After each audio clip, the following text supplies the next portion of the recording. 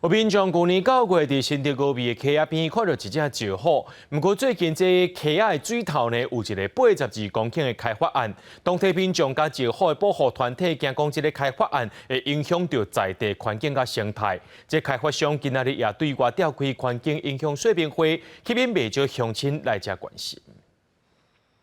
影片内底石虎的画面是去年9月，民众伫新竹县峨眉乡甲宝山乡交界野溪翕到的。最近因为有开发商打算伫野溪的水头进行大面积的开发，拜五开环境影响说明会，吸引关心的民众来参加。好不容易找回来的石虎，并且确定这边是他们重要的栖息地。对，那除了石虎之外，也包括穿山甲等等。对，那其实都是在地很重要的自然环境。那这是我们对环境上面的用心。强烈建议我们的那个用水的来源跟污水处理的来源的量能都是不同的。那请开发单位之后再说明这一些。石虎保育协会表示，石虎伫台湾属于一级保育类动物，这也是头摆伫新竹县发现石虎的踪迹，所以开发案才引起外界关心。那好不容易说那个石虎终于有在往新竹县移动，然后生存，然后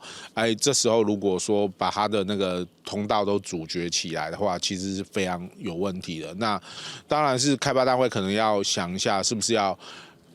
尽量降低开发的量体和开发的面积，然后没有必要的开发就尽量把它省下来。开发商解释讲，这开发案总面积有82公顷，目前按线规划做永城村、智慧产业园区以及旅馆甲休闲农场。有咨询生态专家，也甲对环境的影响感到上低。石虎是一种害羞的动物，它会